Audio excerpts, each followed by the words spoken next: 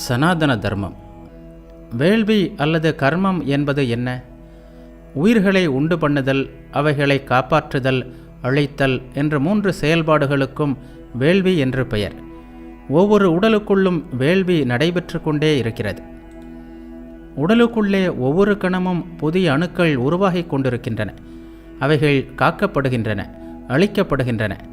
அதுபோல மனிதன் புதிய குழந்தையை உருவாக்குகிறான், குழந்தையை காப்பாற்றுகிறான், பலரது அழிவுக்கும் காரணமாக இருக்கிறான். இதேபோல இந்த பிரபஞ்சம் முழுவதும் படைத்தல், காத்தல், அழித்தல் என்ற 3 செயல்களும் எங்கும் நடந்து கொண்டிருக்கிறது.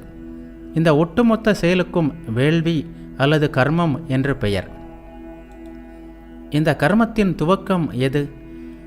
பிரபஞ்சம் எங்கிருந்து துவங்கியதோ அங்கிருந்துதான் அதுவும் துவங்கியது. அத்தியாத்மம் என்று சொல்லப்படும் அழிவற்ற தன்மையிலிருந்து கர்மம் துவங்குகிறது. இந்த அத்தியாத்மம் என்பது என்ன? அதன் இயல்புகள் என்ன? எல்லாவற்றிற்கும் மேல் இருக்கும் ஆத்மாவிற்கு, பரமாத்மாவிற்கு அத்தியாத்மம் என்று பெயர். அத்தியாத்மம் என்பது அழிவற்றது. வேதத்தில் அதற்கு பிரம்மம் என்று பெயர்.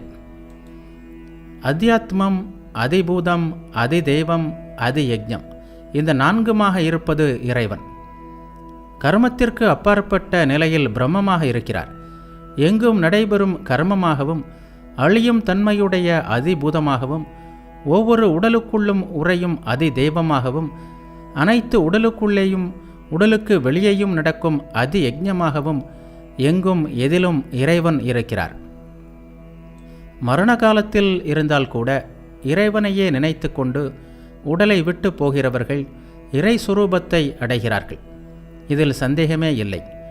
மரண தருவாயில் எந்த பொருளை எண்ணிக்கொண்டு ஒருவன் உடலை விடுகிறானோ, எப்பொழுதும் அப்பொருளையே நினைத்து கொண்டிருப்பவனாகிய அவன் மரணத்திற்கு பிறகு அதையே அடைகிறான்.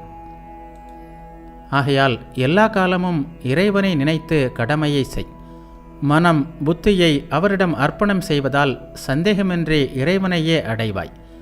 வேறு விஷயங்களில் செல்லாத மனதுடன் யோகத்தை அபியாசம் செய்து சித்தத்தால் திவ்யமான மேலான புருஷனை சிந்தனை செய்பவன் அவரையே அடைகிறான்.